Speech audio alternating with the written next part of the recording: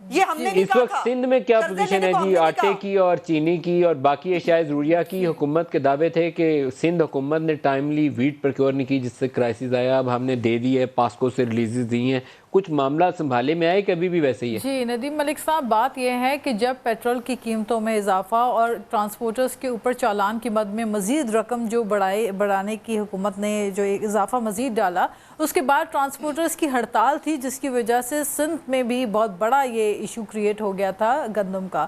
بات یہ ہے کہ یہ مجھے تو رہ کے سوچ کے مجھے افسوس ہوتا ہے اپنی عوام کے اوپر جنہوں نے چنا ہے اس حکومت کو، یعنی کہ یہ عمران خان صاحب اپنی ہر تقریر کے اندر کمپلیٹ نہیں ہوتی تھی تقریر جب تک وہ یہ نہیں کہتے تھے کہ پاکستان میں بچوں کے، نوجوانوں کے قد رکے ہوئے ہیں، یہاں لوگوں کو کھانے کو 2 وقت کی روٹی نہیں ملتی اور بچوں کے قد رکے ہوئے ہیں۔ یہ اس وقت سننے والے ہر پاکستانی اس بات کو اگری کرے گا کہ یہ الفاظ عمران خان صاحب بار بار دہراتے تھے اور کہتے تھے کہ لوگوں کو غذائی قلت کا سامنا ہے اور میل نرشمنٹ کا ذکر کرتے تھے۔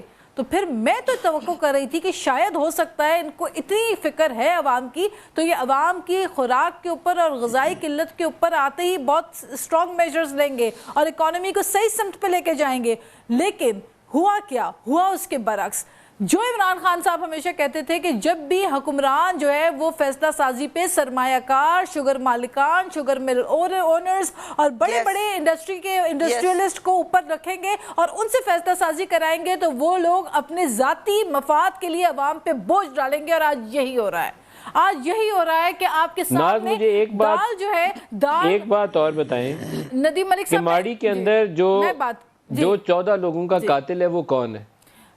میں اسی پہ آ رہی ہوں، یہ آپ نے بڑی، کیونکہ اس وقت میں آپ کا جو شو جہاں سے کر رہی ہوں چینل، یہ بہت ہی قریب ہے اس جگہ سے جہاں پہ یہ سارے حادثات ہوئے ہیں، جس کو کون ذمہ دار ہے 14 لوگوں کے اس قتل کا؟ کس کو پکڑ کے سزا ملنی چاہیے؟ میری ٹائم کے جو منسٹر ہیں، جو علی زیدی صاحب ہیں، وہ تو اگری نہیں کر رہے، وہ تو ماننے کو ہی نہیں تیار ہیں۔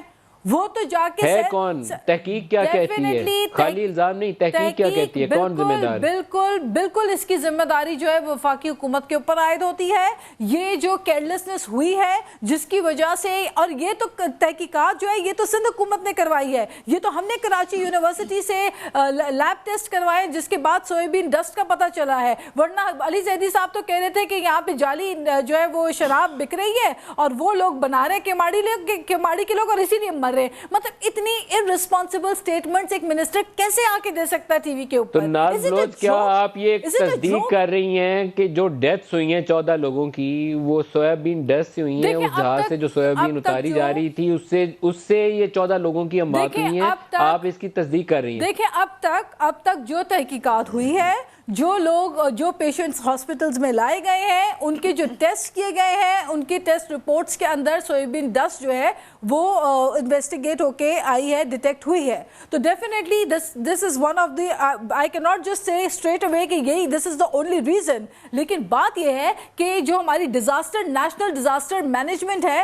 یہ اس کی بہت بڑی رسپانسبلٹی ہے کہ فوری طور پہ اس چیز کے اوپر وہ ایکشن لیتے، کیونکہ یہ ایک پورٹ کے اوپر ہوا ہے اور پورٹ جو ہے یہ وفاقی حکومت کی ذمہ داری ہے کہ وہاں پہ کی جانے والی کوئی بھی ایسی چیز۔ پکڑیں کس کو؟ ناز بلوچ کس کو پکڑیں؟ ایک محکمہ بولیں کہ اس کی ذمہ داری تھی، اس کو پکڑیں۔ دیکھ، میں تو آپ کو کہہ رہی ہوں کہ وفاقی وزیر جو ہے وہ تو اسٹیٹ آف ڈینائل سے باہر نہیں نکل رہے، تو یہ تو فوری طور پہ اس پہ میں سمجھتی ہوں ایکشن لینا چاہیے۔ اس پہ تو ہماری عدالتوں کو ایکشن لینا چاہیے کہ بے گناہ لوگوں کی جو جانیں گئی ہیں، چلتے پھرتے لوگ گر کے مرے ہیں۔ پھر عدالتوں کی طرف ہی دیکھیں جی، آپ لوگ ایکشن لیں جی، پارلیمنٹ میں جا کے کھڑے ہو جائیں، وہاں کہیں رپورٹ لا کے یہاں رکھیں، ٹیبل کریں۔